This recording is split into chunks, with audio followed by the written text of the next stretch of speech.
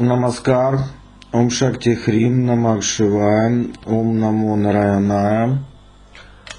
Бог ветра у народов мира, славянский стребог, бог ветра ацтеков Эакатль и его жена Маяуэль, греческий Эоа, японский Фудзин, вьетнамский Тханзо. Во многих культурах существовал бог ветра, который изображали на фресках и на картинах, которому поклонялись и приносили жертвы. Существует идол стребога, который был найден. Более того, ветер был самым загадочным из всех стихий. В древности он казался людям, не знавшим физических причин его возникновения, нематериальным. Огонь появлялся от удара молнии, его можно было вызвать трением, вода текла в реках и проливалась с неба. Ветер же приходил из ниоткуда, но власть его была ощутимой. Он мог нагнать дождевые тучи, орошающие посевы, а мог, напротив, иссушить поля и уничтожить всходы, вызвать бурю, ломающую деревья и прибивающую к земле злаки. Целиком и полностью зависели от прихоти ветров моряки. Рыбаки знают о влиянии ветра на клев, а охотники определяют движение воздушных потоков, чтобы добыча не учуяла их раньше времени. Хотя в древности люди и не знали таких слов, современные биологи признают важнейшую роль ветра в жизни любых растений, их опылений в различных обменных процессах. Почвоведы отмечают существенное влияние ветра на формирование рельефа и состава почвы. Метеорологи могут рассказать массу всего о роли ветра в формировании подводных течений, перепаде температуры, даже его влиянии на самочувствие людей. Тот, кто умеет управлять своим элементом ветра, тот может влиять на погоду. Даже не обладая тем арсеналом научных познаний, которые имеем мы сейчас, древние отмечали несомненное влияние ветра на жизнь природы, а значит и на их собственную. Ветер одушевляли, с ним общались. Но из множества славянских богов, которые почитали во времена Киевской Руси, именно почему-то стребога князь Владимир выбрал в основной пантеон. Хотя мог и выбрать какое-то другое. То есть, значит, стребогу, как богу ветра, придавалось большое значение.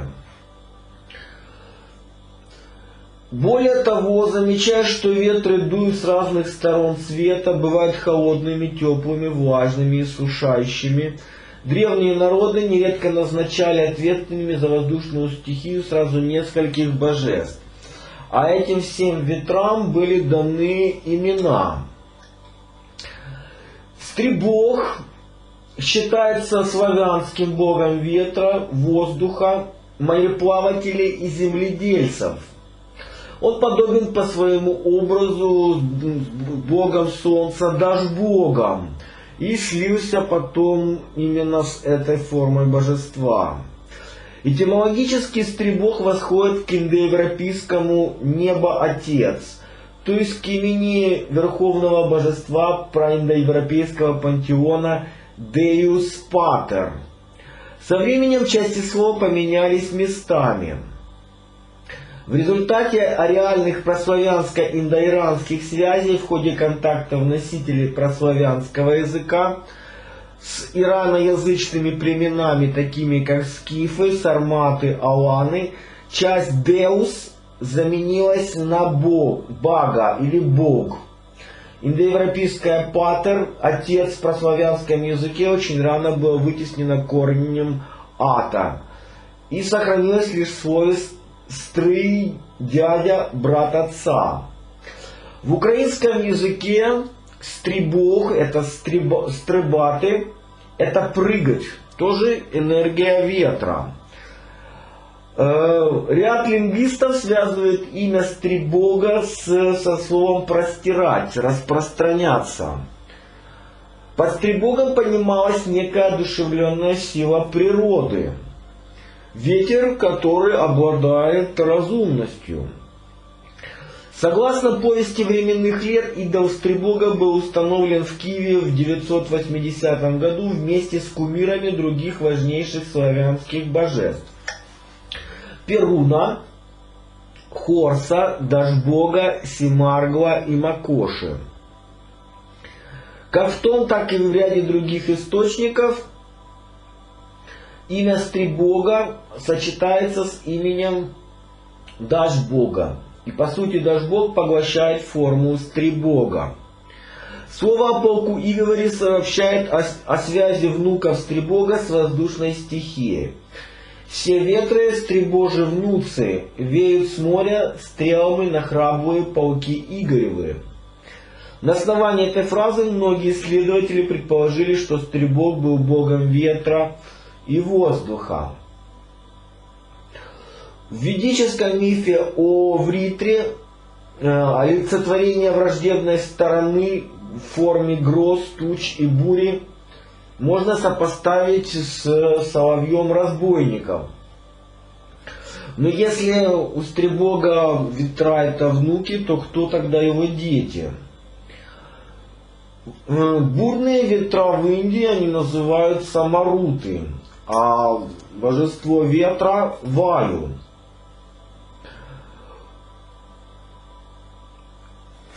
В Греции богом ветра считался Эола. Античные греки считали его властителем ветров, юношу-полубог, жившего на дальних Эольских островах в Западном море. Эол был сыном смертной женщины и морского бога Посейдона. Самих же ветряных богов у эллинов было несколько. Борей считался олицетворением сурового северного ветра. Изображался он крылатым, с длинными волосами, бородой, всегда суровым лицом. Бореес по-гречески означало «ревущий, шумный». Но несмотря на громогласность, Борея греки любили. Он приносил им исключительно благоприятные погодные условия, подгонял корабли и способствовал будущему хорошему урожаю. Однажды даже погубил флот персидского царя Ксеркса, выступившего войной против афинян. Вообще жителям Африки Борей не сулил ничего хорошего, всегда принося с собой дожди и крайне скверную погоду. У римлян этот же ветер назывался Аквилон или Аркгурус, у египтян Кеху, бараний лоб. Бог западного ветра по имени Зефир считался вестником и глашатаем других богов. Зефирос означало темный. Грекам этот поток воздуха всегда приносил бури и грозы. Позже древние римляне назначили Зефира олицетворением мягкого, ласкающего ветерка. Им, а также народам Запада он как раз сулил благоприятную весеннюю погоду, удобную для парусного судоходства. Бог южного ветра Нот, обычно, как и Борей, изображался с бородой и крыльями. Нрав у него тоже был нелегкий. Нотос по-гречески означает «влажный», что сразу подсказывает нам важную характеристику этого ветра. Нот был сырым и в начале каждого лета приносил в Грецию туманную, дождливую, теплую погоду, которая ухудшала видимость морякам и портила здоровье обычным гражданам. Юго-восточный ветер Эвр, Эурос, один из сыновей Эола, чаще бывал сухим, но иногда приносил и сырость. Он и по сей день дует в этих краях зимой, обычно в переломе дня и ночи. Любопытно, что он единственный из всех божеств ветров был лишен антропоморфизма. Эвра никогда не изображали похожим на человека существом. В компании с Нотом или Зефиром Эвр часто топил эллинские корабли. Возможно, Эвр приносит и Эврику. В Палестину восточный ветер приходил из пустыни горячим и иссушенным. Там его называли Хамсин, и обычно он нес беды, засуху и последующий голод. В то же самое время палестинские поверья гласили, что люди, рожденные под восточным ветром, в будущем станут счастливы и богаты. видимо в качестве искупления за невзгоды, перенесенные в самом начале жизни. В маздаизме, религии древних персов, понятие ветер подразумевало саму Вселенную. Ее влияние на Землю и людей как в физическом, так и энергетическом смысле. Ветер объединял Ахура-Мазду и Ангра-Манью. Богом ветра был Ваю-Ватта. Согласно верованиям мусульман, ветры происходили от взмахов крыльев мифологических птиц, поддерживающих трон Аллаха. Стрибог, самый известный бог ветра из пантеона восточных славян. Он изображался в образе седовласого старика-отшельника, обитающего на краю света, в глухом лесу или на острове посреди моря-океана. Любопытно, что упоминали и почитали Стрибога вместе с Дашбогом, богом дождя и солнца. Имя Стрибога восходило к древнему корню Стрех, старший, дядя по отцу. Стрибог символизировал непостоянство всего живого движения. Предки считали его также рассеивателем богатства. Он мог как наделить богатство, так и развеять все имущество недостойного человека. Стихией Стрибога был воздух. Он повелевал погодой и был важен как для земледельцев, так и для мореходов, рыбаков. Ведь от него в какой-то мере зависел урожай. К Стрибогу взывали мореплаватели, чтобы он дал ветер в паруса. Знак Стрибожича на вставке из дуба защищал от непогоды и мог изображаться на утвари или корабле. Оберег также мог помогать в работе, путешествиях и привлекать хорошие новости и благополучие. Оберегать. Согласно мифам, родился Стрибог из дыхания Сварога, главного бога, символизирующего род. Стрибог отвечал за связь верхнего и нижнего миров. Культ Стрибога жил невероятно долго. Этого бога еще в XIX веке призывали мельники в придонских районах. Они звали его Стрибом и учили своих детей своеобразной песенке заклинания. «Повей стрибу нам из неба, треба нам на завтра хлеба». Другие боги ветра у славян, как и в верованиях других народов, олицетворяли различные виды ветров. Изображавшийся румяным юноша с русыми кудрями Дагода, или уже потом перешел в погоду, символизировал несильный ветер, приятное дуновение воздуха в ясный день, словом хорошую погоду. Дагода не дружил с братом по звездам или посвистом, который напротив вызвал непогоду и бури.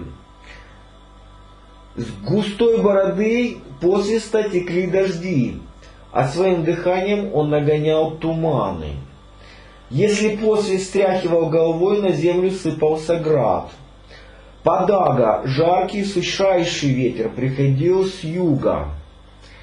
Выделяли славяне северный ветер Сиверко, что нес холод с ледовитого океана.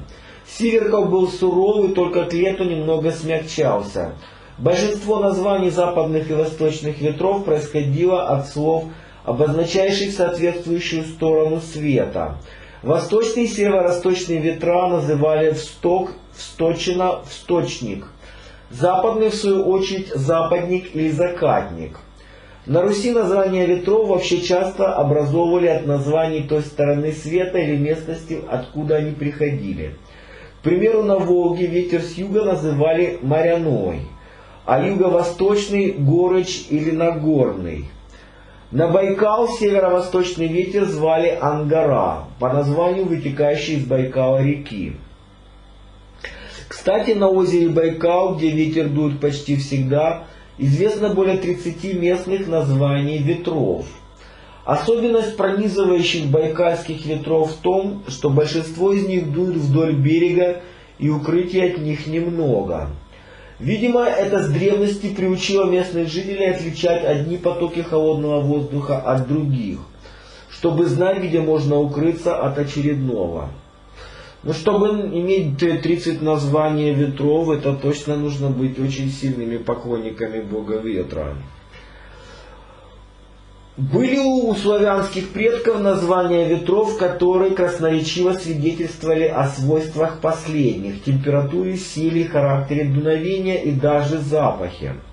Переменчивого направления вихревой ветер, помимо привычного нам слова «смерч», называли вихор или заверт.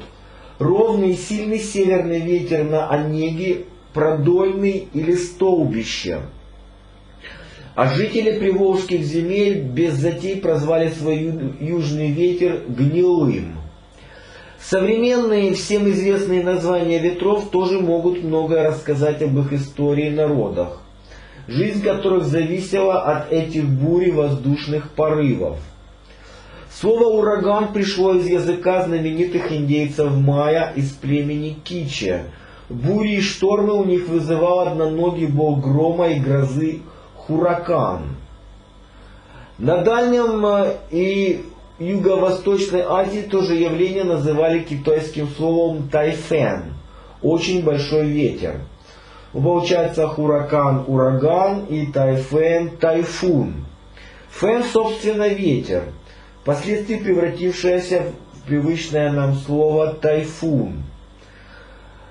Более спокойный муссон, маусим сезон – это сильный сезонный ветер, изменяющий характер своего дуновения от сезона дождей к сухому сезону и наоборот. Пассаты, от слова «переезжать», относятся к постоянным ветрам, дующим в той или иной местности круглый год с постоянной силой 3-4 балла и приблизительно в одинаковом направлении. Местными ветрами называют те, что возникают над определенной частью суши или водного пространства, но при том отличаются постоянством возникновения в данном районе. Самые известные из них это бриз, теплый ветер, дующий днем с моря на берег, а ночью с берега на море. Бора – это холодный порывистый местный ветер, дующий с гор на побережье или долину. Фен – тоже ветер порывистый, теплый, сухой. Ну, видно отсюда и прибор фен, который тоже теплым и порывистым воздухом сушит нам волосы. Который фен приходит в долину или на побережье с гор. С местным воздушным потоком относится и ветер с романтичным названием сирока. Сильный южный или юго-западный ветер, зарождающийся в Северной Африке или на Ближнем Востоке. А также мистраль, сильный и холодный северо-западный ветер, дующий иногда с гор Севен на Средиземноморское побережье Франции. Мистраль настолько силен, что нередко вырывает с корнем деревья. О его постоянном дуновении говорят одиноко растущие деревья. В этой местности большинство из них наклонены к югу. Хамсин – сухой ветер, невыносимо жаркий. Местный ветер южных направлений. Хамсин нередко дует на северо-востоке Африки, в Египте и Судане, а также в странах Ближнего Востока. Температура воздушного потока в Хамсине 40 градусов и больше. Дует он со штормовой силой, но прекращается не больше, чем через 50 дней. Отсюда и название в переводе с арабского Хамсин означает 50. У ацтеков бог ветра его звали Эакатль, созвучно с греческим богом Эол. В ацтекской мифологии ассоциируется с западом. Его дыхание движет по небу солнца и подметает дороги бога дождя Тлаока. Также считался одним из воплощений Кецалькоатля. Эатль, Каатль. Получается то же самое, что Кецалькоатль считается верховным богом ацтеков. И Атлем, как ипостасью Кецалькоатля, связывали эпоху второго или ветреного солнца, которая продлилась 4010 лет. После второго сотворения мира солнце было неподвижно, пока Эакль своим дуновением не направил его по небесному пути. Эта эпоха именовалась Золотым веком. Однако по прошествии ее Тесатлипока сбросил солнце на землю и поднялся страшный ураган, который унес почти все, что было на земле. Ураган продолжался 676 лет.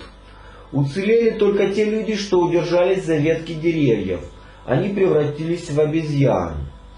Другая легенда связывает Экатля с появлением в мире любви, после того, как он полюбил смертную женщину по имени Маяуэль. Экатль изображался в виде танцующего существа с красным птичьим утиным клювом, порождающим ветер, черным телом обезьяны и змеей вместо хвоста. Индийский бог ветра Хануман, рожденный от бога Ваю, также имел облик обезьяны. В Центральной Мексике местами бури и сильные ветра до сих пор называют Экоатлями, змеями ветров.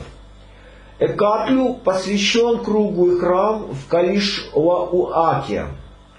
Маяуэль, супруга Экатля, первоначально была богиней плодородия, затем богиней, которая дала людям агаву, ритуальный алкогольный напиток пульке, или еще его называют октли, являлась персонификацией растения агавы.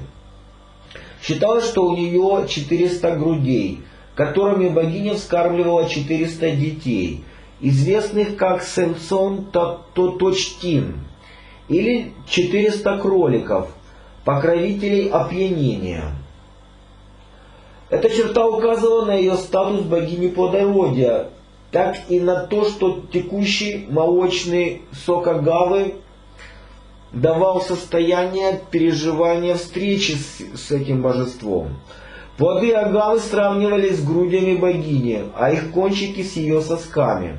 Самым важным среди детей Маяуэль считался бог пульки Омэточтли. Как правило, Маяуэль изображалась в виде обнаженной женщины, сидящей в кусте агавы или на спине черепахи с чашкой пульки в руке.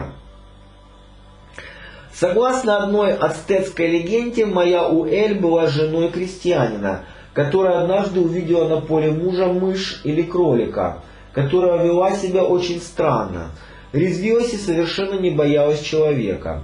Присмотревшись, крестьянка обнаружила, что мышь кусает листья агавы. Маяуэль принесла листья домой и сделала из их сока хмельной напиток. За изобретение пульки Маяуэль после смерти стала богиней-супругой Патекатля или Шочипили. По другой легенде, Маяуэль была смертной возлюбленной бога ветра Экатля. И, наконец, по третьей легенде, Маяуэль была заперта своей бабкой Цицимитль на небе, откуда ее похитил Кецалькоатль в образе ветра, чтобы человечество узнало ее тайну и научилось делать октли, то есть хмельной напиток агавы, и танцевать и петь. Цицимитль послала в погоню демонов Цицимиме. Кецалькоатль превратил себя и Маяуэль в ветви дерева. Однако демоны узнали Маяуэль, разорвали и сожрали ее. Позже Кецалькоатль зарыл кости Маяуэль в землю, и из них выросло дерево агава. В Скандинавии ветра также очень важны. Они дуют в фьордах и подталкивают суда, дуя в паруса. Бог ветра у древних скандинавов – это Ньорд. Это мужчина в рассвете сил, в короткой зеленой тунике и короной из морских раковин. Он усмиряет буйные ветра в своем чертоге Ноатун, расположенном на небе возле берега моря. Это бог из числа ванов, отец Фрейра, и Фрей – богиня любви. Ньорд богат, имеет власть над морем, ветром и огнем, покровительствует мореплаванию, рыболовству, охоте на морских животных. Справляется с потоками воздуха Ньорду помогают 4 гнома: Нордри, Судри, Аустри и Вестри, что отвечали отдельным ветрам. В Японии богом ветра был Фудзин. Поскольку синтоизм не имеет точной организации, строго детерминированной системы, отсутствует точная четкая родословная большинства божеств. По одной из версий, изначально бог Фудзин был рожден под именем Синацухико но Микото. Другое имя для этого божества – Синатобе но Микото, которое первоначально, возможно, было отдельным божеством ветра. Синацухитоко родился после того, как Индзанаги но Микото и Индзанами но Микото создали 8 великих островов в Японии. После их сотворения Индзанаги подул на утренние туманы, которые затемняли их, и они стали Синацухико, богом ветра. Синтоистский литургический текст или ритуальное заклинание под названием Нарита взывают к божеству, говоря о нем в мужском роде, в то время как другое имя Синатобе было приписано тому божеству женского пола, что предположительно является женской версией Фудзина, то есть это богиня ветра. Некоторые источники также называют божествами ветра Амено Михасира, столб неба, и Кунино Михасира, столб земли, столб страны, в соответствии с поверьем, что ветер поддерживает небо. Согласно буддийской легенде, пришедшей из Китая, первоначально бог ветра Фудзин, как и его вечный соперник Райдзин, был злым демоном, противостоящим Будде. Тогда Будда приказал захватить этих двух демонов. После тяжелой битвы с 33 собраниями богов Фудзин и Райдзин были пленены. С тех пор они стали служителями неба. Предположительно, Фудзин основан на индийском боге, это бог индийский Ваю, и китайском боге Фэньшэнь, божествах. В эзотерическом буддизме бог ветра причислен к 12 девам под именем Футен, а также считается одним из стражей 8 направлений света. Он отвечает за северо-запад. Помимо этого, бог Фудзина часто связывает с созвездием Стрельца. Существует 28 божеств, защищающих тысячетирукую Бодхисаттву Авалокитешвара. Они встречаются в эпоху Тан в китайских переводах, текстах, посвященных канон. В Японии же список 28 божеств строго не детерминирован и может варьироваться в зависимости от храма или секты школы. Спустя годы боги Райдзин и Фудзин также были причислены к списку этих божеств-защитников. Образ Фудзина регулярно используется в национальном японском искусстве. Истоки появления этого божества на японском архипелаге берут начало в далеких от страны восходящего солнца регионах. Бытует мнение, что Фудзин – воплощение греческого бога ветров Борея. В период македонской гегемонии греческая культура и верования распространились и на восток. Например, ранние статуи Будды имели черты, делавшие их схожими с греческим богом Аполлоном. Но Борей не остановился в засушливых районах Центральной Азии, а продолжил свой путь на восток, но уже под именем Вардо, благодаря своему слиянию с греко-буддийским искусством. Фудзин носит с собой большой мешок или мех на шнурке, из которого он выпускает ветра. Иногда можно встретить его изображенным в руках с копьем с красным вымпелом. Фудзин носит большой мешок и набедренную повязку из леопардовой шкуры. В Японии Фудзина обычно изображают в виде зеленого демона с 2 рогами, искривленным в гримасе ртом, когтистыми ногами и руками. Интересно, что у Фудзина всего по 4 пальца на обеих руках, каждый из которых символизирует одну сторону света. В Китае самые ранние известные изображения бога ветра и грома были найдены в пещерах в VI веке. Самое раннее изображение Фудзина в Японии встречается в иллюстрации Сутра причин и следствий прошлого и настоящего в VIII веке, в которой боги ветра и грома включены в число демонов, пытающихся напугать исторического Будду Шакьямуни. Эти два божества также являются в нескольких мандалах периода Хэйан, таких как мандала Сутры Золотого Сияния, победительнейших царей. В буддийском храме Тэндэй в районе Киото в Японии можно увидеть множество статуй Фудзина. Главным божеством храма является Авалокитешвара, или 1000 вооруженных канон. Вокруг 1000 статуй канон стоят 28 статуй божеств-хранителей. Есть среди них также и две знаменитые статуи Фудзина и Райдзина. Статуи сделаны из японского кипариса, покрыты сусальным золотом, но покрыты они им не полностью. Эти 28 небесных хранителей не являются отдельными объектами поклонения, но тем не менее они часто появляются в произведениях изобразительного искусства. Фудзина можно назвать одним из важных богов синто, в связи с тем, что японский архипелаг подвержен постоянным природным катаклизмам, в особенности тайфунам. Фудзина, как бога ветра, здесь почитают и глубоко уважают. Дело в том, что несмотря на все природные происшествия, когда монголы при хане Хубилае пытались вторгнуться в Японию в 1274 и 1281 годах, они оба раза были отброшены тайфунами. Монголы больше никогда не пытались высадиться в Японии. Эти чудо пришедшие в нужное время штормы считаются делом рук как раз таки бога Фудзина и Райдзина.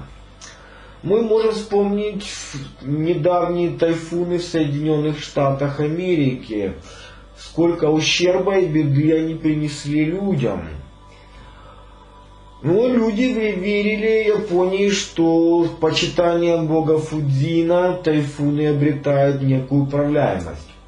Но ученые сейчас признают, что тайфуны обладают определенной разумностью и закономерности их проявления полностью не выявлены. Божественное вмешательство местные жители называют камикадзе. Это божественный ветер. Этот термин сохранился в современном языке для обозначения японских летчиков-смертников, которые направляли свой подбитый самолет на врага.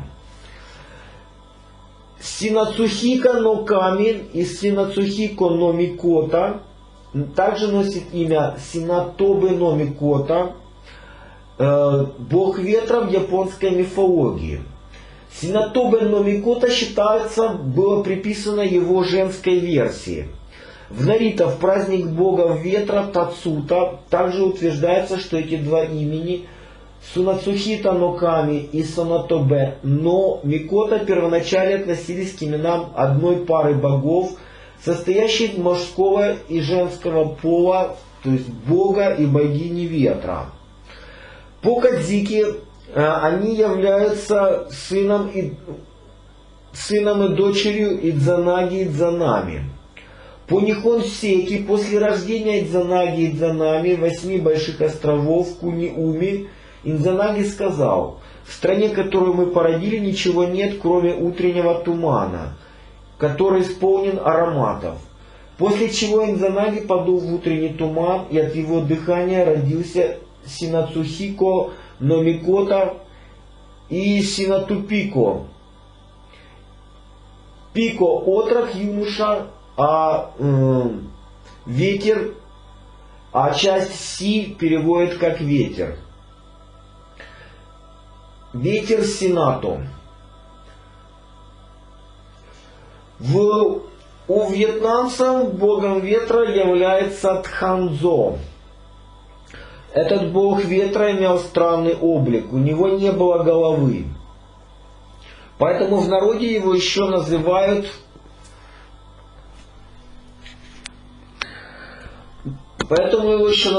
безголовым. С помощью волшебного веера он мог вызывать ветер.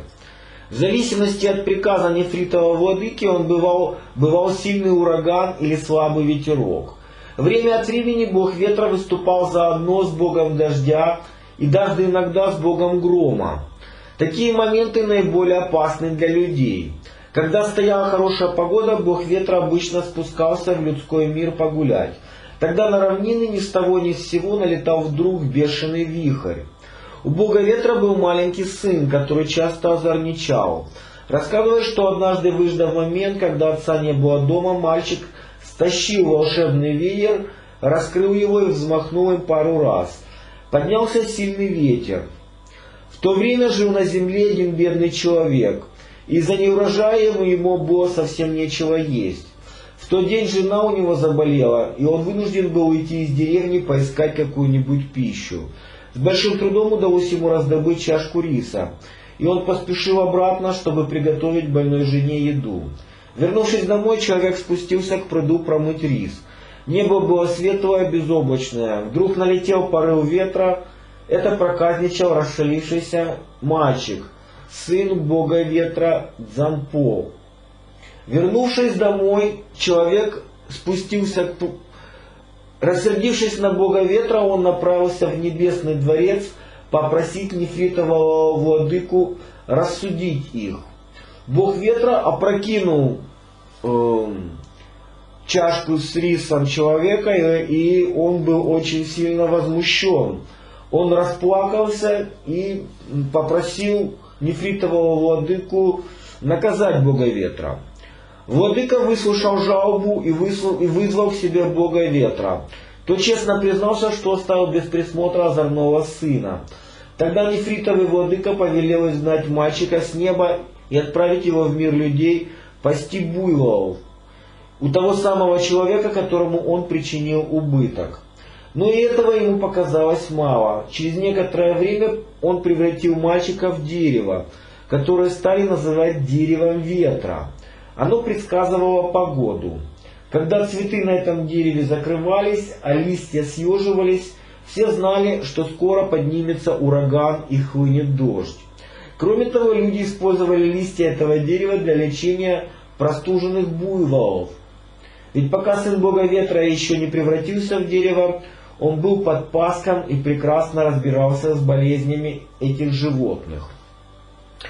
Следует отметить, что в разных культурах бог ветра связывается с деревом.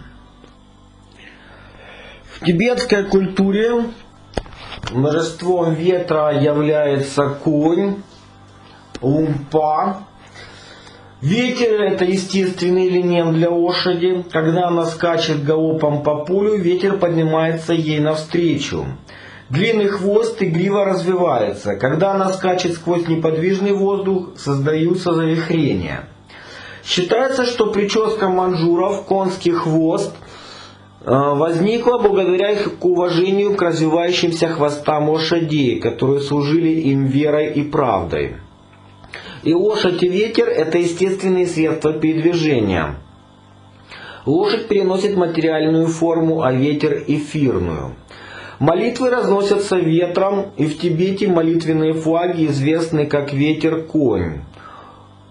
Молитвенный флаг состоит из благоприятных мантр, узоров, слогов и молитв, которые печатаются при помощи деревянной матрицы на квадратах хлопковой материи, окрашенных в цвета каждого из 5 Будда-семейств. Наиболее часто из них изображены ветер-конь, в середине 4 сверхъестественных создания, в каждом из углов вместе с благоприятными мантрами.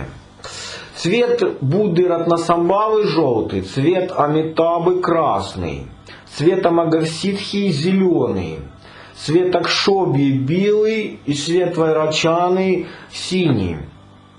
Также на флагах часто печатаются образы Падмасамбхавы и 3 великих бодхисаттв – Манджуша, Авалокитешвары, Ваджрапани, 3 божеств долгой жизни Амитаюса, Ушниша Виджай и Белой Тары и слоги мантры Калачакры. Существует поверье, что молитвенные флаги возникли в постоянной борьбе асуров против богов. Но флаг является атрибутом индийского бога ветра Ваю. Утомленные не ослабевающей агрессией, боги обратились к Будде с прошением о вмешательстве, посылая в качестве представителя богиню Гьяоцен Цемо. Будда ответил молитвой, слова которой боги изобразили впоследствии на флагах, с которыми они ходили в бой. Благословением этой молитвы боги одержали победу, и снова восторжествовал мир. Великий индийский пандит Атиша, прибывший в Тибет в 1042 году, познакомил тибетцев с практикой печати молитвенных флагов, принятой у индийских буддистов. Лунгта вывешивается в последовательном чередовании 5 цветов над особым благоприятными местами, такими как храмы, ступы, крыши, горные перевалы и мосты. Тибетский Новый год – это самое благоприятное время для обновления выгоревших и истрепавшихся на ветру молитвенных флагов. Ветер прошедшего года уже разнес молитвы по всем уголкам этого мира, поэтому на Новый год вывешивают флаги заново. Трепетание флагов на наполненном молитве ветру напоминает топот лошадиных копыт. Ветер-конь направляется влево из центра молитвенного флага. В седле на его спине благоприятная многогранная драгоценность, исполняющая желания. Принадлежность чакравартина или монарха мироздания, излучающая мир, благополучие и гармонию повсюду, где она появляется. Лошадь без наездника мчится, как ветер среди небес. Ее сила неисчерпаема, ее копыты подобны крыльям 4 ветров. Тибетский эпический герой-царь Гесарь из Линга иногда изображается на молитвенных флагах верхом на своем божественном белом боевом коне Кьянго-Каркаре, летящем сквозь кучевые облака. Белый всадник апокалипсиса Калки-аватар также у нас на белой лошади. Исламский Махди также на белой лошади. Тибетские медицинские астрологические системы определяют 4 категории личного здоровья и гармонии человека. Жизненная энергия, здоровье, личные силы и успех или удача. Ветер-конь сам по себе символизирует комбинацию этих 4 категорий, как позитивную личную энергию, которая устраняет все препятствия, вызванные болезнями, неудачами, демоническими или планетарными воздействиями. Энергия ветра приравнивается к беспрепятственному движению жизненных ветров по каналам нади тонкого тела. Их мощный поток, словно ветер-конь, может быть оседлан умом. Призывание Лунгта сопровождается выполнением санга или дымной пуджи. По утрам на растущей луне, как для очищения энергетических каналов и усмирения духа местности, возжигается можжевеловое благовоние. И читаются мантры. Ом Шакти Хрим Намах Шиваям Хари Ом Тат Сат.